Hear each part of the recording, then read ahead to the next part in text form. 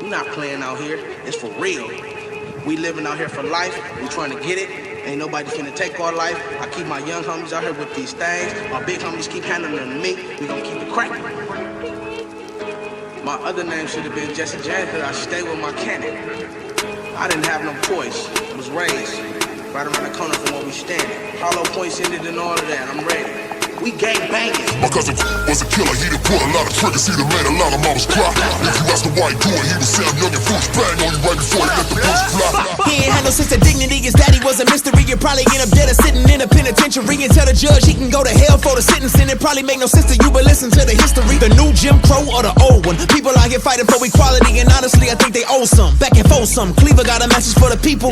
Bunchy with them and they tryna stop the evil, and they clicked up with they fist up. The whole neighborhood feeling like they meant something. Then it was a mix-up, feds got them fixed up. End of the movement, back to the bricks, bruh. And Raymond Washington about to start the Crips up. They getting bigger every day and trying to fix stuff. They saw Geronimo Pratt dodging bullets from attacks. Guess they figure we don't really want it this much.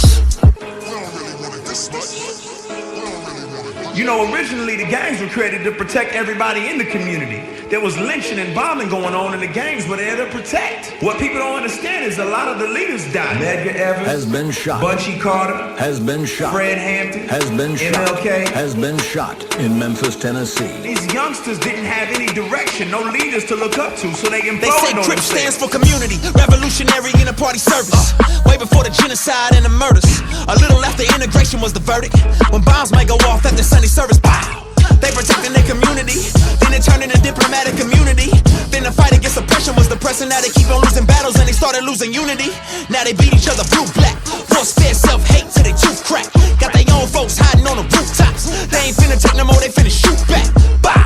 Now they bond like a family, they all blood. From the concrete jungle to the small hoods. Throwing signs up, now the crime's up. We was meant to kill oppression, now we load nines up. But never mind us, grind us. Factory to close, now a lot of people jobless. Now they got the drugs coming in from Nicaragua. Government to turn a blind eye, or they got it.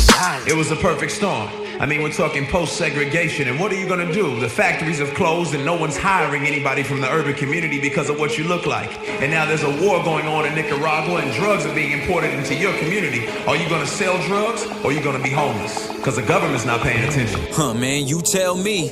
What's a reasonable man to say? There's a high school in Alabama named after Robert E. Lee, and it's 89% black. You don't see the irony? What it do to a psyche? It's simple, you don't like me. What I'm supposed to do now? Delusional, calling that system criminal justice, where the rich and the guilty are safer than the poor and the innocent. Why would we listen when American churches scuff their toms on our brothers' dead bodies as they march to stop gay marriage? Yo, we had issues with Planned Parenthood too.